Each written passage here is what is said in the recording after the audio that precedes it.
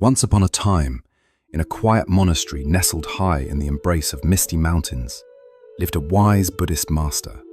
The monastery was a place of peace and simplicity, where birds sang like soft prayers and the wind whispered secrets through the trees.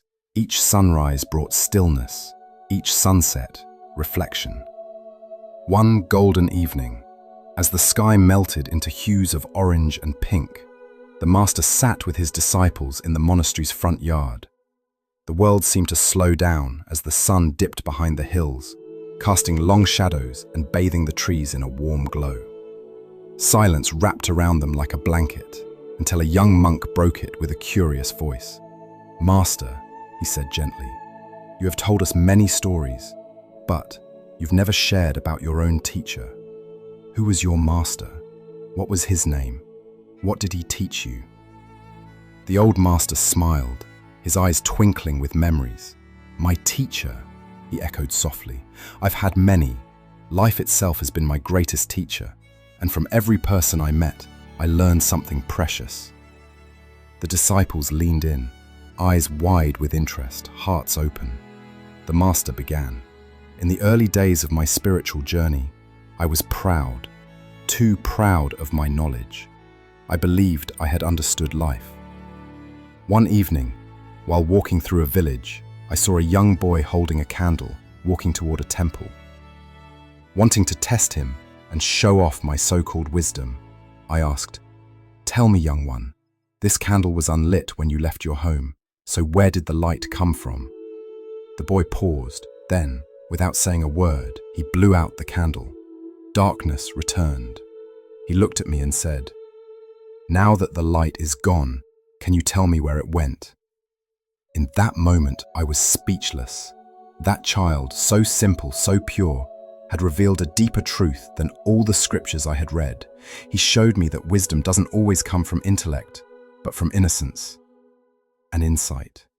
That boy, in his silence, humbled me, and he became my first teacher. He reminded me, learning begins where ego ends."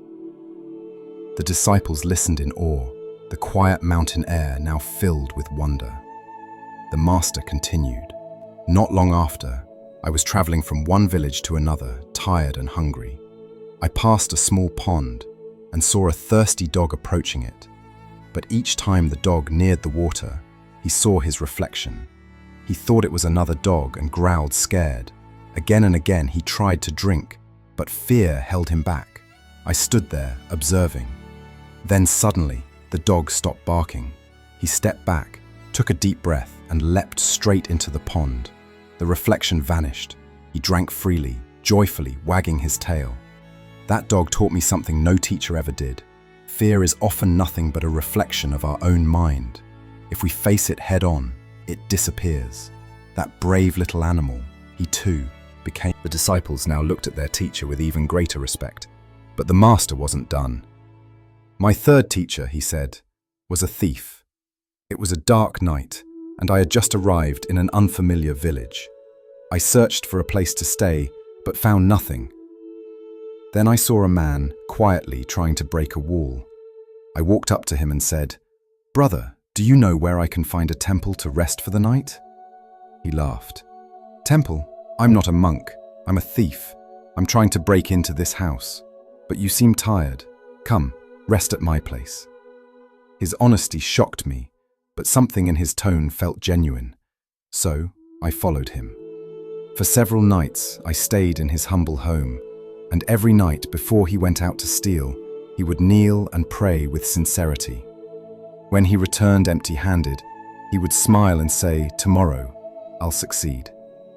He never targeted the poor, only the rich who had earned their wealth through deceit. After many failures, one night he returned with success in hand, a look of satisfaction on his face. He taught me something powerful. No matter how many times you fail, never stop trying. His persistence, his faith, even if misdirected, was admirable. And eventually, I convinced him to walk a better path. He gave up stealing and started a small business. That thief, too, became my teacher." The master's voice softened. "You see," he said, My greatest teachers weren't saints. They were a child, a dog, and a thief. None of them had formal education or titles, yet each one taught me a truth I could never have learned from a book. He looked at his disciples, his gaze full of warmth and sincerity. He paused, letting the moment sink in. "Remember," he whispered, "pain, failure, loss, these are not punishments. They are lessons in disguise. A broken heart teaches you trust. A failure in business teaches you patience. A betrayal shows you who your real friends are. These experiences shape you more than any advice ever will." He closed his eyes for a moment. Even the Buddha himself didn't become enlightened by reading books. He became the Buddha by walking through life, by experiencing suffering, by questioning, by observing, just like you, just like me. The disciples sat in silence, their minds deeply moved. "So keep learning," the master concluded. "Keep reflecting, stay curious."